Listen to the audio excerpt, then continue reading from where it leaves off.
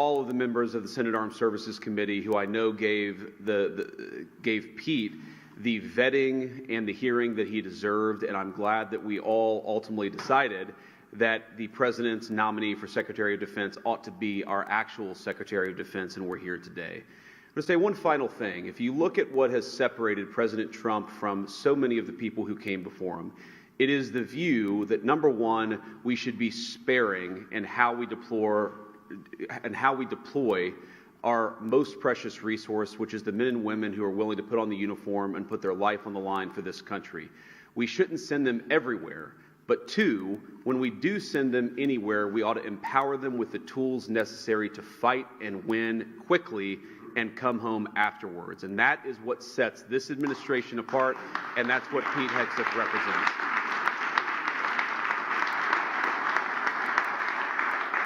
Now, finally, I, of course, have to thank the nominee himself. Pete, thank you for being willing to put yourself out there. I think you've shown yourself a man of deep character and of resolve over the last few months.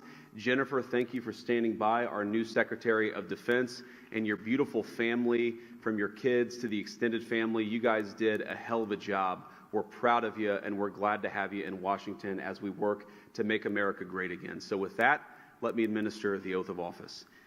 Kids, come on up.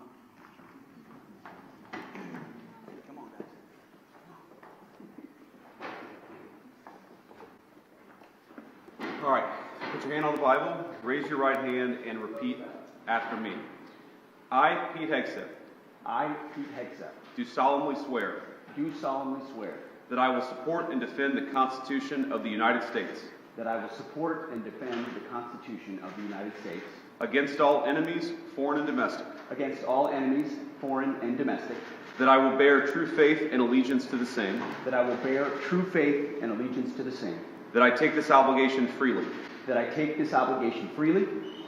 Without any mental reservation or purpose of evasion. Without any mental reservation or purpose of evasion. And that I will well and faithfully discharge. And that I will well and faithfully discharge. The duties of the office on which I am about to enter. The duties of the office of which I am about to enter. So help you God. So help me God. Congratulations, Mr. Secretary.